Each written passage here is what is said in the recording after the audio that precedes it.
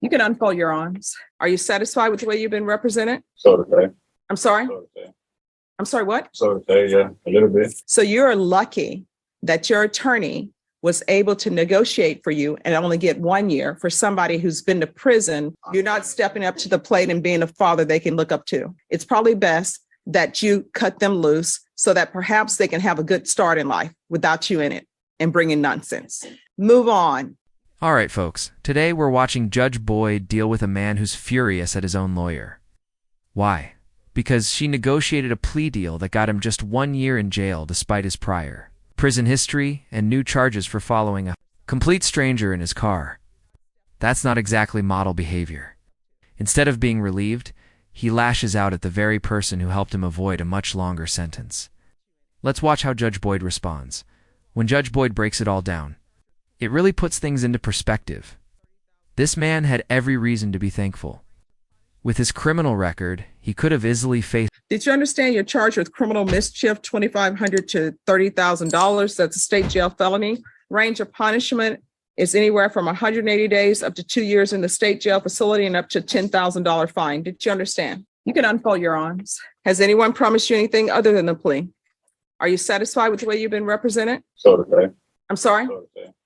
I'm sorry, what? So to say, yeah, a little bit. Okay, I don't understand the first. No. All right. Do you want a jury trial? No. Because we'll give you one. No. So again, we're back to the questioner. Are you satisfied with the way you've been represented? All right, the court will find that defendant has, I'm sorry, now are you a U.S. citizen? Yes, no. All right, the court is finding there's sufficient evidence to find you guilty and the court is finding you guilty. Are we proceeding with sentencing? Yes, Your Honor. All right, is there anything you wish to say on behalf of your client? Your Honor, I would just like to make a brief record, if I may. Yes. I just want, for the record, to state for the court that I had discussed this case at length with my client.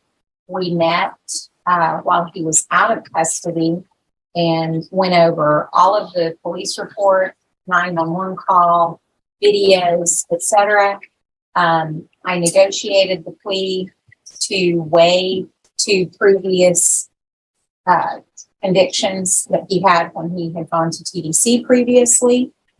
And while I believe that I've done a great job, I did explain very clearly to him that if he was not satisfied with the plea bargain offers, that he certainly could go to trial.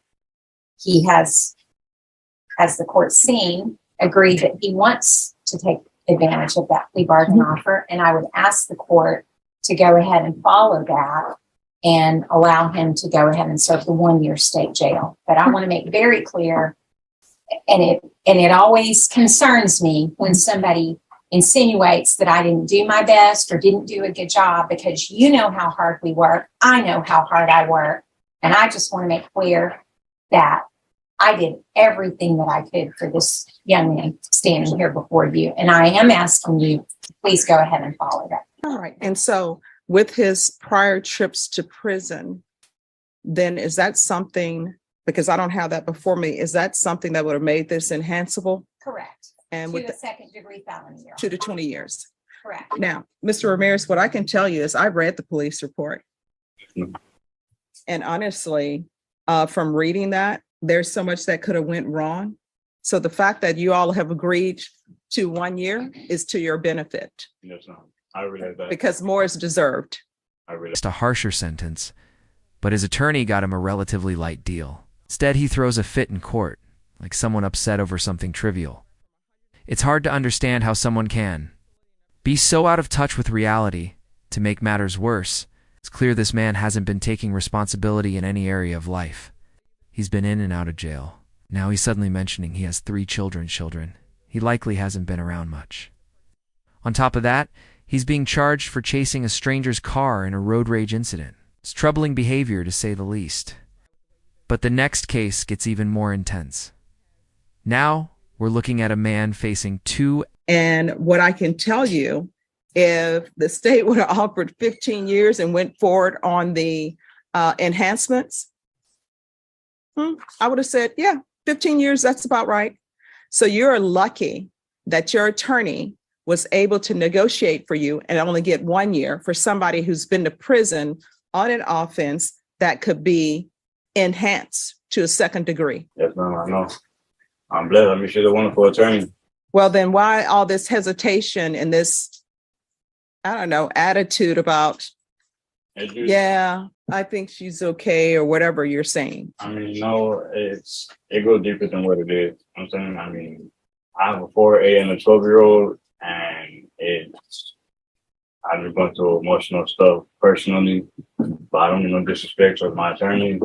Well, the fact that you have a 4, 8, and 12-year-old and you're going to prison, and you've obviously been in and out of prison while you had those 4, 8, and 12-year-olds on the planet, that's your fault. Yeah, I know that. These are bad choices that you are making. I really know that. And so if you want to be in your children's life, that is not your attorney's fault. That's all on you Yeah, for not doing what you're supposed to do. I'm You're not stepping up to the plate and being a father they can look up to. I know that. And this whole thing, this whole police report where you're chasing somebody in a vehicle, guess what? When somebody doesn't want you anymore, they don't want you anymore. Relationship is over. Move on. And all of these relationships that people are in, Somebody that he had, this I was know. a stranger. I know, but all of these relationships that people are in with spouses, with girlfriends, with boyfriends, you have known your parents longer than you've known these people. These people come into your life for a year or 2 years, and you act like you can't live without them. So here's the thing. You have children on the planet. If you're not going to be a good father to them, if you're going to be in and out of the prison, it's probably best that you cut them loose so that perhaps they can have a good start in life without you in it and bringing nonsense. I'm going to follow your agreement.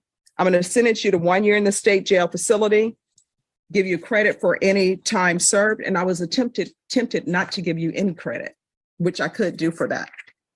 Did check, Judge, and he has calendar days, 191 days. And I'm so sorry to derail you, but No. it does, I take it personally when somebody acts like I didn't do my best, and I just. And the wanna court make is sure that aware I of your was- work, Thank you. and the court appreciates your work. I appreciate that. And she also speaks Spanish. And Jason, I appreciate your work too. I don't want people to say I'm unfair. I worked with Jason today, but I'll appreciate him later. All right. It's there. I appreciate Jason Garahan. I appreciate Kathy Compton. I feel like Romper Room. I know I'm aging myself with Romper Room, where she would look through the mirror. And Michael Villarreal, I appreciate you as well. Thank you. And everyone else who's in the room.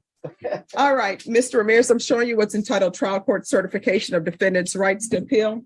Did you review that with your attorney? Did you understand it, and did you sign it?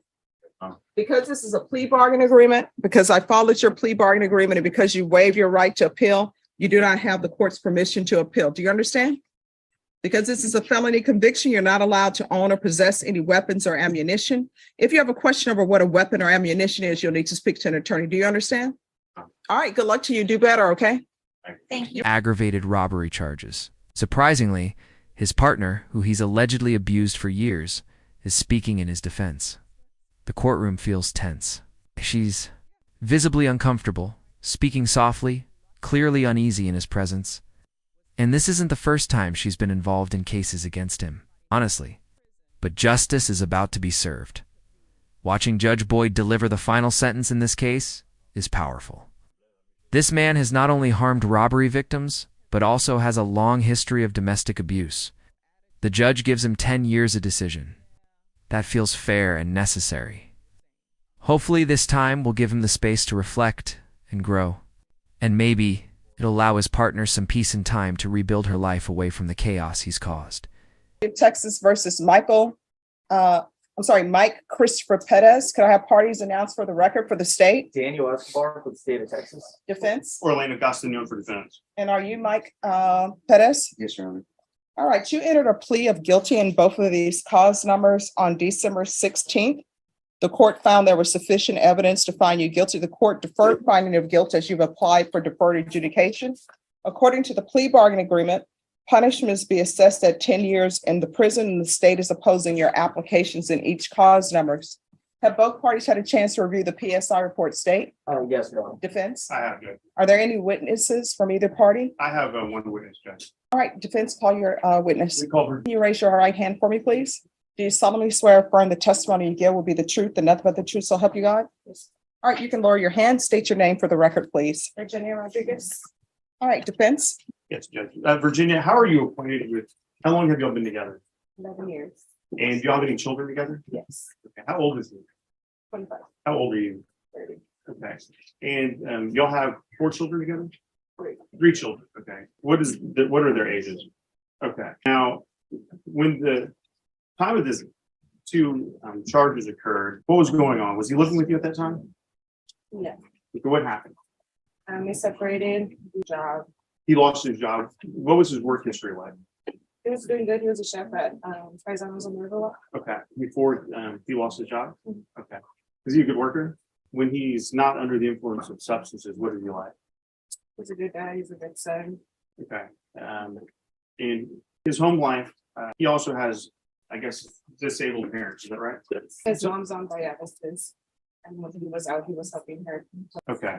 Now you said he lost his job at the time this occurred, right? Was he abusing some substances? I believe he was on pills. You believe he was on pills? Or you're not sure exactly why? You know that something was different. Okay. Now you kicked him out of the house, is that right? And when you kicked him out of the house, what happened? He was doing his own thing. All right, I'm sorry, you're gonna need to speak up loudly so the court reporter can hear. He was doing his own thing. Okay. When you say he was doing his own thing, did he kind of spiral downhill? Yeah. Describe that to me. No, And so when you found out that this happened, how did you react? I was in shock because it's not out of his character. It's out of his character to do that. Okay. You were surprised? Yes. Did you expect him to do something like that? No. Okay. Has he ever been to the penitentiary before? No. If he were to be granted probation, you think he would be successful in completing that? Yes. Why is it? We had responsibilities before this, right? Yes. What's going to be different? As a newborn child, his mom has not, her health is not as good as it was with your boy. Do you believe that this has been an eye opener? Yes. Do you believe that he would benefit from some type of substance abuse treatment? Yes. He will. Is he motivated to do that? Yes. How do you The know? conversations we've had. So he's motivated for health. Okay. Now, again, if he were to be released on probation, he would not be living with you. No. He would be living with you. His parents. Okay. And his parents are his mother and his stepfather, correct? Correct. And they're both ailing. Yes. And the father has Lou Gehrig's disease. Is that right? Yes. Okay. So he would be providing for both of them. Do you live nearby? I do. And so would you be able to offer him support? Yes. Make sure he's on task? Yes. We'll pass the witness check. State? No question, sir. All right, I have a question. Are you the same person who's the complainant in the assault family violence case or no? I'm It's the not. complainant in that case. I'm not aware. That was a case, I believe it was dismissed. No, I'm talking about the one, what I'm looking at on his history. I'm talking about the one where he received probation for 2016. Were you with him in 2016? You can speak. Yes. Are you the person who was the complainant in this assault bodily injury merit case? And then in 2020, there's a violation of bond and protective order. I show that it was dismissed, convicted of other. Was that related to you as well? I believe so. He's had many chances since 2016, but now accountability has finally caught up with him. So what do you think? Was the sentence fair? Did Judge Boyd handle it the right way? Let me know your thoughts in the comments. Thanks so much for watching. Take care and see you in the next one. All right. Any other questions? No, Judge. Anything else? The only other thing is there was an assault family second offense that was back in 2020.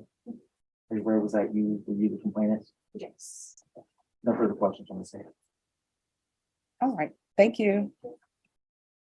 Any other witnesses from either side? No, Judge. All right, Mr. Perez, you can step in this time. All right, the court will hear argument. Judge, both of these cases are very serious. It's 2 aggravated robberies that occurred, I believe, on the same day, pretty much back to back. To put both victims in hell for their life, affected both of them greatly. According to the PSI, both of them have explained that they experience anxiety now, that it's how they are at work, and it's an experience that they've never had before. We understand that there may be substance abuse issues here, but at the same time, the defendant, through his actions, to put several members of the community in jeopardy. And we believe that PDP would be appropriate here. All right, defense. Yes, Judge. So we're asking that he be placed on deferred adjudication. He would be subject to the full range of punishment, 5 to 99. He's not been in the penitentiary before. I believe this is an eye opener. I believe that also substance abuse treatment would be appropriate, and that would continue his incarceration, which he's been in custody since this offense. At the time that this offense was committed, he was under the influence of Xanax and had been consuming alcohol. I believe that this opportunity would be good for society, and that it would allow him to show the court and the world that he's able to be a good, productive member of society. And if not, on the first violation, Judge, you would have the ability to sentence him to the full range of punishment. All right. Mr. Pettis, is there anything you wish to say? All right. The court will deny your application in each cause number. The court will find you guilty in each cause number. In each cause number, the court will sentence you to 10 years in the prison. There's affirmative finding of deadly weapon in each cause number. The court will give you credit for any time served. Each case is to run concurrently, and the court will take in consideration 2022 CR 7825. Did you review with your attorney the document entitled Trial Court Certification of Defendant's Rights to Appeal in each of these cause numbers, and did you sign it? Because this is plea bargaining agreement, because I followed your plea bargaining agreement, and because you waived your right to appeal, you do not have the court's permission to appeal. Do you understand? All right, we can go off the record. Mr. Pettis, I did listen to everything that was presented to me, and I understand the issues with your parents, but sometimes, our actions are our actions and there are consequences for it. So I hope everything works out with your father. I hope everything works out with your mother. This is not the end of your life. Hopefully, when you go to prison, you will internalize, learn things, take care of any issues that you may have. And when you are released from prison, if you need rehab, there are plenty of rehab places that are free. Get into some sober support meetings and do the right thing. Okay. All right. Thank you. Good luck to you. I'm sorry, Mr. Pettis. They want to do a victim impact statement. By